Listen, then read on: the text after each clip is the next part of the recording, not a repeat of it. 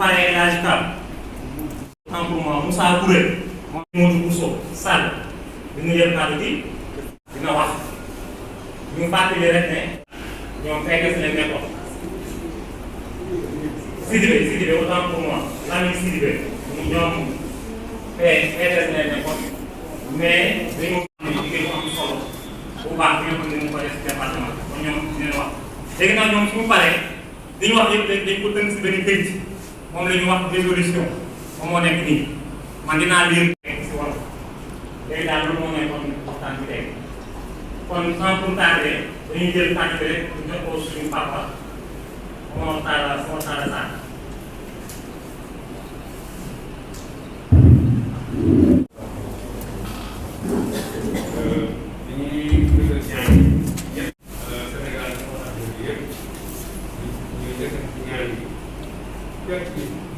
bi nga xam ne bii ca lay nekk fekk bi ñu ngi génnee rek koy waxtaan jaay na moom sallallahu alayhi wa sallam kon jàng Fatiha ayatul kursi alam nasra falaq ak naas tëjee ko salaatul Fatiha bi wala salaatu bu waay ban les prochaines joutes électorales parce que foofu nag combat avec responsabilité, combat de confiance, de dignité, de courage, de détermination nag waaw loolu nag suñ koy wax fii bu kenn loxol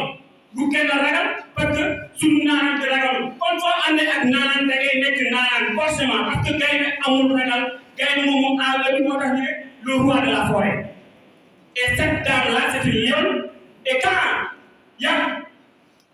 Socé Diop Dione naa leen wax Bambo mu liggéey fii ci Koungheul si département bi ñu soxla commune département lañ soxla commune bi Socé Diop romb na ko Socé Diop fi mu toll romb na commune département bi lañ soxla yàlla na yàlla jàppale ba ñu jox département bi wan maa ngi jàllale benn message ci madame Socé Diop Dione message bi dana ko allié le nouveau président de la République parce que moo ñu fi tax a teew tey mooy bokk Benno Bokk Yaakaar niveau la Sénégalais bon Socé Diop Dione ñu ngi koy félicité ci région Kaffrine département Koungheul parce que Socé Diop Dione dafa liggéey loo xam ne nii askanu département Koungheul région Kaffrine teg na seen bopp loo bañ fukki bul wax mooy lekk sa ngooñ d'abord Socé Diop Dione message bi ma koy jàllale parce que Socé su liggéeyatu ci département Koungheul man duma mos a toog te ko allié wala te ko défendre ci beneen parce que président de la république dañoo ànd depuis 2012 maanaam moom dëkk liggéeyam bañ xaka fii ba képp ku yàq parti bi dinaa ko bañ képp ku jagal parti laay wax Socé Diop Dione mooy jagal affaire naa fekkee baaxul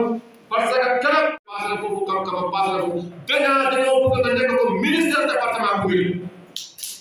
boo xam ne Sénégal yëpp la ci nekk ci bopp soo élection jotee soo si nga ci base bi Macky Sall soo doon neexee pour financer parce que jigéen département Koungheul yëpp ñu nekk Socé Diop duñ naa fekke Socé Diop li fi liggéey ñu ñëpp xam nañ ko jigéen bu baax ñëpp la xam naa Socé Diop du jigéen góor la bon président de la république ñu ngay ñaan parti bi yaa nekk njiitu parti bi ci Sénégal yaa jiite Benno Bokk Yaakaar ñu ngay ñaan bëgguñ échec bëgg Socé Diop moo tax temps biñ toll nii foogoon nañu ay fukki nit wala juróomi nit rek moo fi nekk waaye bëgg Socé Diop moo tax yéen ñi ngeen toog Socé nag dafa am lu mu bëgg a wax si moom ndax lu ñuy wax yëpp man dama ko koy seede ndax 2011 laa ànd ak Socé bañ àndee 2011 ba léegi gisuma mu dellu ginnaaw gisuma mu ragal gisuma mu yox te lépp képp koo xam ne am militant nga wala militante lépp loo bëgg Socé Diop ñu ngi ànd ak yow Socé ku ànd ak moom nitam kenn du la doo ñeekeel man nii ba ma àndee bi moom lu nekk wax nañ moom man la njëkk a daggal billet man ak baabu ceeb mu nekk département mu nekk conseil département Koungheul te Socé def defar yëmul ci Koungheul rek Socé région bi yëpp la dugal loxoom Socé bu xasee ba génn dëkk bi mu ngay woote ku am dëkk liste lañ koy tegal liste biñ koy tegal bu ñëwee kenn ku ci nekk da lay waxal nga programme ko dañuy nekk di dox ba guddi jot mu dem kër bu subaa ñu programme wat fenn ñi ñaan président dimbale ñu ngir yàlla mu investir ñu Socé Diop Dione bu nekk président du conseil départemental fii si département Koungheul ndax yaakaar naa ne Socé Diop ñëpp bëgg nañ ko Socé Diop Koungheul bëgg nañ ko département bi bëgg nañ ko ndaxte mbooloo mi tey moo ko firndeel ndaxte booy seet Covid bi sax mooy si di gàllankoor ndax bu newutoon Covid bi stade bi ñu tànk ndax Koungheul ku ne xam ne madame Dione Socé Diop Dione si côté mobilisation rek si Macky Sall rek liggéey Macky Sall fii si département Koungheul moo si ëpp doole si côté mobilisation ndax foo toll sa responsable dañ koy wax bu fekkee côté mobilisation rek dañ ko bàyyi Socé du demee benn moyen ay moyen lay demee bu dee wàllu campagne moyen lay demee bu fekkee si wàllu élection la moyen lay demee ay propre moyen lay Socé Diop di liggéey Socé Diop léegi nag jamono dox na suñu jàngat ma xool Socé Diop ak ñi fi nekk ñëpp ak ñi mboolem leen bu nekk ngeen ak li ma gis mu jëf ak ni muy liggéey te ma xool ne moom jiteegul benn doom tànk ci département bi ak yi muy def ak fi muy taxaw président loolu tax mu doy ma ñëw ngir ànd ak moom liggéey te ñaan yàlla ñu jox ko département bi mu jiite ko kon nag tey damay doo ko teew ci mbooloo moom sama wax bu mën a gudd mais nag wax fi ma féetee ak fa ma jógee ñëw ci moom ak ñoom fi indi yaakaar gi ma am ci moom ak yi ma gis muy def te ma gis ni jigéen bi man góor la vraiment ma bëgg a ñëw pour jàppale ko maa ngi ma àndal maa ngi ànd ak sama responsable zone ku nekk sa njëriñ muy Abdoulaye Sall mi ngi fii ànd ak sama benn soxna mi ngi fii comme ni ñu ko waxee comme en temps bi moo tax bëgguñ dajale di ñu bari mais kon mun naa indi ñu ëpp yi mais nag comme dañuy def déclaration rek ci gàttal ñuy ñaan ñëpp rek di ko ñaan département bi aussi ñëpp ànd ak moom ci dimbale ko jiital ko boot ci ginnaawam wan ko Macky Sall nag wan ko ne kii moo ñu doy am nañ yaakaar ci moom ne mun na liggéey ci département bi fi ñu bëgg mu dem mun na ko faa yóbbu te su boobaa it loolu moom mooy tax lépp lu bëgg fii ci département Koungheul wala région de Kaffrine sax moo ci gën a gaaw jàpp daal ne ñu fi wax yëpp moo leen mun ci li ma gis waaw parce que feneen laa doon te maa ngi doon bàyyi xel léegi fii jaar dégg parce que man PDS laa woon nekk naa PDS depuis 2000 maa ngi PDS bon man maa nekkoon président jeunesse Koungheul Santhie 2 man maa nekkoon PDS di dóor ku nekk ku ñëw ko indi foofu war nga maa xam man Lamine Sidibé maa doon président jeunesse Koungheul Santhie 2 fii si Koungheul département Koungheul commune de Koungheul bon donc ñu dama dem ba heure bi ma xool na ne gisuñu sama bopp si PDS ma xam na carrément soxna si nekk Koungheul bon mu ngi jàppale askan wi mu ngi jàppale waa Koungheul waxuma la waa Koungheul rek mais département bi mu ngi jàppale waa département bi yëpp parce que tey si tey imagine leen tey ak lu métti bu doon taw fii nii bu taw bi yàqee fii inondation wala ngelaw bi yàq fi fenn balaa kenn di taxaw madame Socé Diop Dione mooy gën di taxaw si dëkk boobu noonu di leen masawu coono bu leen naqar mu bokk koog yow bu leen bànneex mu bokk koog yow kenn laa ko gis muy madame Socé Diop Dione kon vraiment maa ngi koy jaajëfal si foofu loolu moo gën a tax man képp koo xam ne yaa ngi dimbali askan wi man yaa ngi may dimbali man maa ngi nekk fii nekkuma fi man kenn askan wi laa nekkal kon képp koo xam ne yaa ngi nekkal askan wi rek nag moom xamal ne kooku moo nekk la lion bi Bamba mooy madame Socé Diop Dione kon donc man à partir d'aujourd'hui man doon naa Baye Fall Socé Diop ci gannaaw moom sànq maanaam si ñu ma àndal ñëpp ci Koungheul Santhie 2 fii nii man Lamine Sidibé dëkk nëbbatuma kenn te faaluma kenn gannaaw yàlla ak yéen ci sama dégg ci moom maa ngi ñaan ñu ma président bi mooy jàppale béykat yi ñu wax dëgg mooy jàppale béykat yi parce que ku sonn ku ne Socé Diop Dione ngay dem liggéey mu xoolal la jox la jiw jox la lépp nga bay te du la laaj benn ku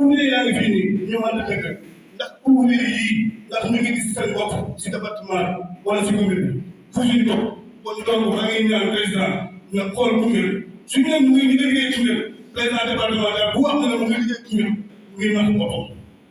mu ngi nax boppam mu ngi nax askan mu ngi nax président benn président conseil départemental liggéeyul Koungheul fii nii kon donc ñu ngi ñaan président nañu falal suñu leader bi ñu société Jonn defal duñu ko président mu nekk candidat président départemental mu liggéey Koungheul fii nii ñu mën a bëgg département Koungheul mën a bëgg ñëpp mën a bëgg askan ko mën a bëgg ñu mën a kontaan si moom président am lu mu bëgg ñu dem ba moom élection 2024 ànd ak société Jonn gagné Sénégal fii nii jox ko président mu dem départemental, considérant son manque de considération et de vision politique à l'endroit de la frange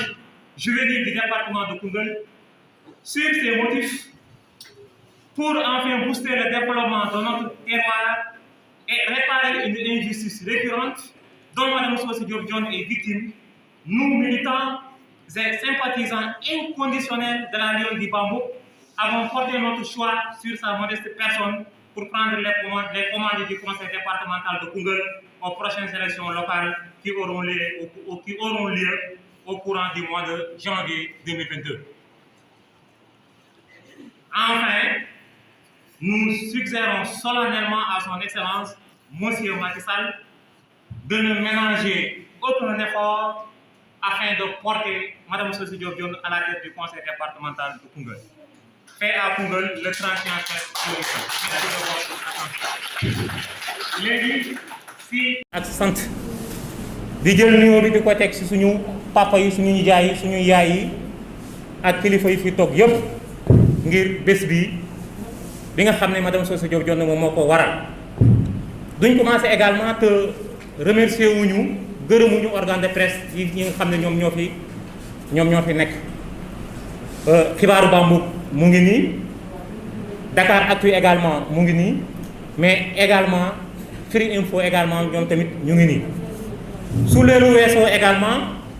ñëpp gis ngeen salle bi ni mu bindoo tey macha allah dañu xam ne ci contexte bu xaw a doy waar leen toll muy jamonoy mbas.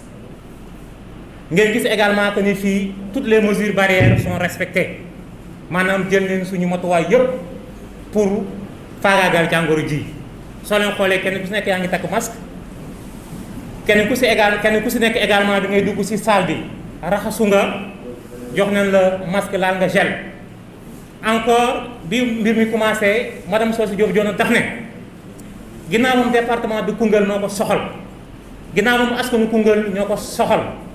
kon mbooleem loo xam ne moom mun na ko def rek ngir jàppale askanu Koungheul si wàllu wér-gu-yaram ak si fànn yëpp moom dina ko def. moo tax bi mbir ma amee mu woo le médecin chef de l'hôpital monsieur Niang pour mu dépêcher ici une équipe de vaccination ñoo nekk si biti. présentement léegi docteur bi mu may envoyé message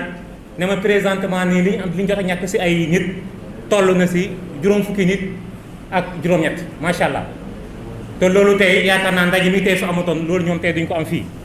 kon vraiment merci beaucoup Madame Sosé Diop Jonn gàcce ngalaama moom. léegi nag ñun tey li ñu dajale fii lu yomb la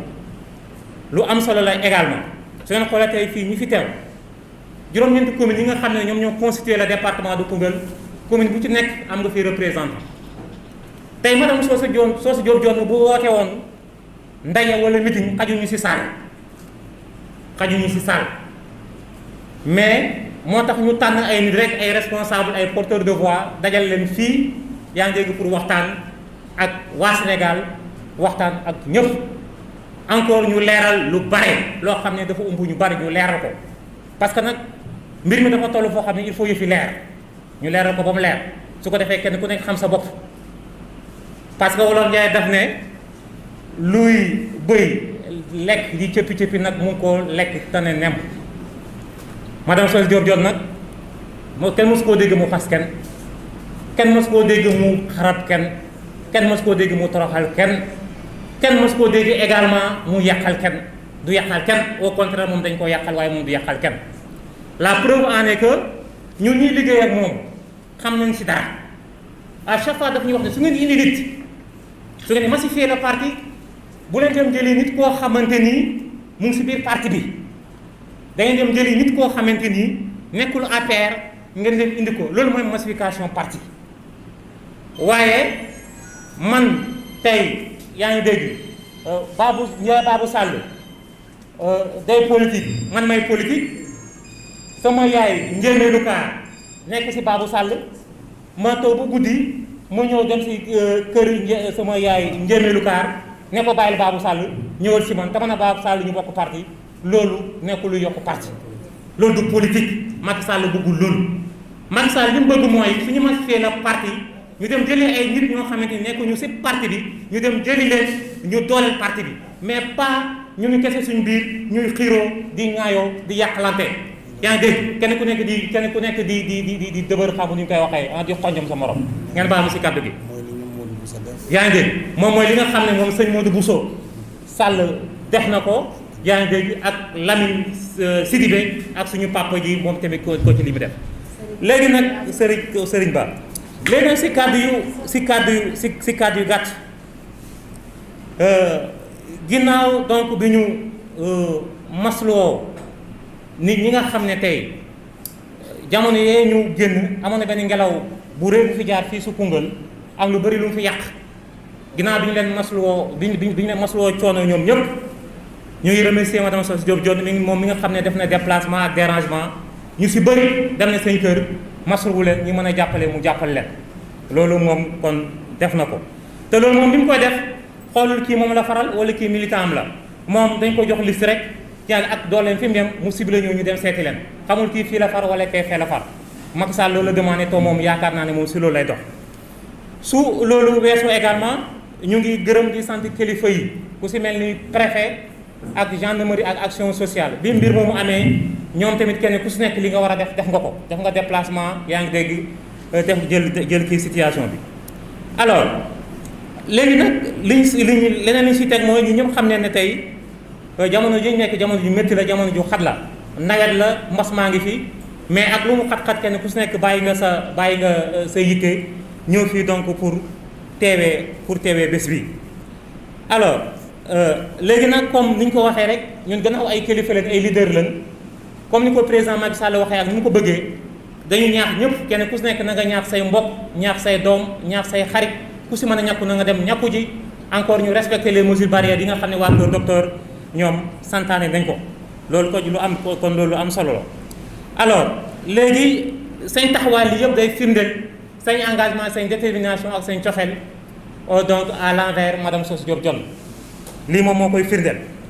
léegi nag su loolu weesoo dama bëggoon ñu tënk wax ji tuuti rek si ay jëf yoo xam ne moom jëf na ko fi moom léegi fekkee dañoo sukkandiku si cofeel bi nga xam ne moom am na ko si Macky Sall si respect ak cër bi nga xam ne moom jox na ko Macky Sall ba tax na amul lenn loo xam ne Macky Sall mos na ko wax Sow Diop ne ko déedéet lu Macky Sall bëgg moom bëgg na ko lu mu bañ moom bañ na ko foofu ñu taxaw fa tuuti ñu def l'historique soo leen xoolee madame Sow Diop Dione 2012 la ñëw ànd ak Macky Sall deuxième tour la ñëw Macky Sall jamono yooyu ku taxawoon ne ko da nga gagné le département de Koungheul du ko gëm parce que boobu ay ponkal ñoo fi nekkoon waa PDS bi ñu demee ba deuxième tour yaa ngi dégg si la madame Sow Diop Dione jaxase carte gi jël ndam bi jox ko donc Macky Sall loolu 2012 la fii la ñu fekk après 2012 juste am na élection législative yu fi xew moom dañ bi ñu ko écarté nit était également dans le département de Koungheul yaakaar naa ne waxuma ne Macky Sall du fi am ndam de waaye xam naa dina xaw a métti alors léegi nag si élection 2014 yi moom lay retourné waat pour élection conseil départemental xam nga fii ñun ñëpp dañu li ñu bëgg mooy madame Sow Diop Dione doon suñu candidate au niveau du conseil départemental de Koungheul man dama naan ñun li ñu bëgg mooy mu jëlaat place am lay jëlaat su ma nee nag place am lay jëlaat xam naa dina xaw a jaaxal ñu bëri dafa am loo xam ne dafa umpale ñu bëri gis ngeen 2014 parti bi APR madame Sow Diop Dione moom la désigné woon c'était elle la candidate du parti au niveau départemental au conseil départemental de Koungheul moom la woon mais ginnaaw nekkoon mandataire ñu nëbb ko dañ ko nëbb yaa ngi dégg xamu ci dara biñ demee ba si salle ba bi ñu demee ba si Salva yaa ngi dégg xam nga mu désigné keneen mooy ki fi nekk présentement am ñu liggéey si suuf def ay lobby jaxase carte bi kooku jël conseil départemental biñ paree élection yi ba pare lay sama cousin Mayacine Camara yaa ngi dégg mer woon naa ko trop nag keroog la jël la soog a oo Socé Diop Dione ne ko madame Dione appelle Mahmoud Saleh paraît-il c'est vous qui étiez la candidate du département au niveau du conseil départemental mu ne ko oowal Mahmoud Saleh paraît-il dafa mel ni parti bi yow leen désigné woon pour nga jiite conseil départemental si loolu amee si la madame Socé Diop Dione oo Mahmoud Saleh mënu ko jot bi mu ko jotee par la suite lañ ko wax ne ko la ko Mayacine ne ko médecin après la mort yaa ngi dégg yow la parti bi décidé woon mais gis nga ni mu demee te gis ngeen loolu yëpp ñu def madame Socé Diop Dione taxul mu découragé taxul mu mere Macky Sall alalam dooleem lépp mu ngi ko jël yaa ngi dégg di dooleel Macky Sall te loolu rek mu gën a tuuti si ay coups yoo xam ne teg nañ ko soo leen xoolee traque nañ ko fi yàq nañ fi dërëm bind nañ fi ay lettres yi ñu envoyé ko OFNAC yi ñu envoyé ko président de la République yi ñu envoyé ko au ministère de l'urbanisme lépp pour yàq dërëm tilimal dërëm te madame Socé Diop Dione moom du yàq deru kenn loolu yëpp malgré tout ça malgré tout yaa ngi dégg ces contraintes là mu ngi continuer toog fi mu toog yaa ngi dégg di liggéey jël àllam ak dooleem pour jàppale donc son excellence monsieur Macky Sall léegi nag su loolu weesoo ñun tey su ngeen gisee ñu fipp su ngeen gisee tey ñu fipp lenn rek la parce que ki fi nekk jiite conseil départemental depuis 2014 ba léegi amul kenn ku si gis boppam te dafa am lu bëri loo xam ne dafa lëndëm man nag li may wax si ay fait laa koy teg ak ku ma mënta oo ak foo ma mën a oo naa la fa wuyu naa la jox ay explication naa la jox yaa ngi dégg ay preuve yaa ngi dégg tey am na lu bëri loo xam ne ñu ngi koy accuser si une gestion boo xam ne dafa opaque maanaam benn gestion boo xam ne maanaam mbir mi leerul au niveau du conseil départemental yaa ngi dégg soo demee conseil départemental tey am na ñu naan am na ñoo xam ne ñu ngi fay liggéey di fay ko wér am na ñu fa nekk di fay ko weer yaa ngi dégg te liggéeyuñu dara waxuma ko ay nit ñoo ko wax su nga demee si réseaux sociaux yi da nga ko fekk am na ñu naan am na xam nga 54 millions yoo xam ne détourné nañ ko au niveau du conseil départemental du samay kaddu ay nit ñoo ko wax su nga demee si réseaux sociaux yi da nga ko fekk man waxuma ko loolu nit ñi ñoo ko wax te yaakaar naa ne gor suñu la tuumalee da nga war a gindi tuuma te wax jooju bi mu fi dalee jëbba léegi amul kenn ku génn yaa ngi pour rectifier loolu pour contredire loolu pour wax ne lii kat amul kon ñun dañu mën a jàpp ni dëgg la rek léegi su loolu weesoo tamit si wàllu koom-koom si wàllu njàng yaa ngi dégg xam ak si wàllu mbay ak leneen ak leneen département de Koungheul daf si dellu ginnaaw trop te loolu yaakaar naa ne jot na su ko defee yaa ngi dégg ñu ñëpp taxaw su ko defee loolu tamit ñu fexe nu ñuy réglé loolu si wàllu ndaw yi également su ngeen xoolee wàllu ndaw yi mais xale yi ñoom du suñu sañ bopp si conseil départemental du suñu sañ bopp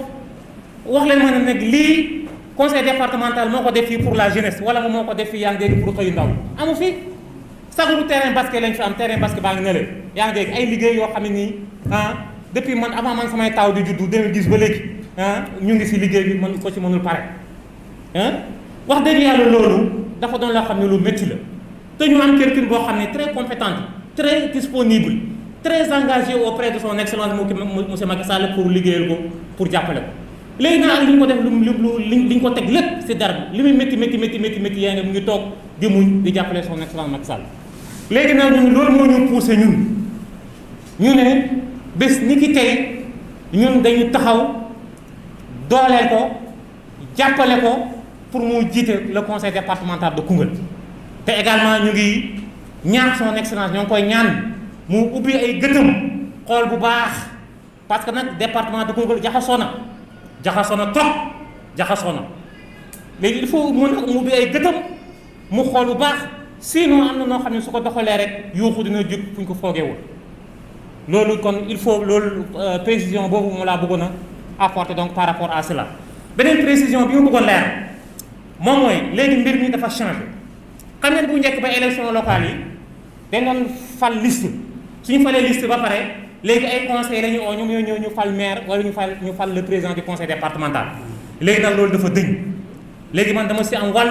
Papa Serigne Ba am si wàll journaliste bi am si wàll keneen am si wàll maanaam léegi raw gàddu la léegi vote conseil départemental ak maire raw gàddu la raw gàddu moom mooy dañu dem voté si urne bi kii su ma la ëppalee benn xob sax man maay jiite conseil départemental kon tey loolu yomb na kon loolu jaaxalul madame Socé Diop Dione yaa ngi dégg comme ni ñu wootee président loolu jaaxalu ko moo tax mu ne moom du jël commune Koungheul parce que moom li mu liggéey si département bi su laajee commune Koungheul yaa ngi dégg dana am ñu ko mere ñu nekk si département bi dégg ngeen kii lu mu wax sànq li mu wax nee na moom commune Sali ñoo xamuñ kenn Socé Diop Dione lañu xam kon Socé Diop Dione tey fekkoon dafa ñëw laaj commune Koungheul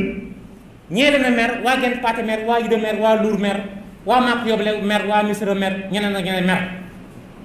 moo tax mu ne gannaaw moom léegi seex la day tëddee njaaxaanaay tëddee njaaxaanaay nag mooy mu jël conseil départemental bi su ko defee yéen ñi ko doon jàppale nga nekk si département bi kenn ku si nekk nga gis sa bopp su ko defee ñu ñëpp ñu xàccandoo dóorandoo waaw kon ñun ñëpp yaa ngi dégg ñun ñoo ko imposer pour yaa ngi dégg ñu investir ko au niveau du conseil départemental ñu ñoo ko imposer ku sañu ta bañ nag sañ a nangu te moom dafa sañu la bañ yaa ngi dégg comme ni ko doon yaayaa doon waxee sama waa ji yaayaa sama cousin bi bëgg keek bañ keek waaw ku mu nekk da nga keek ku mu nekk da nga keek te ñun nag ñun moom Socé moom la ñuy keekal incha allah kon su loolu weesoo ñu ngi gërëm ñëpp di sant ñëpp asalaamaaleykum wa rahmatullah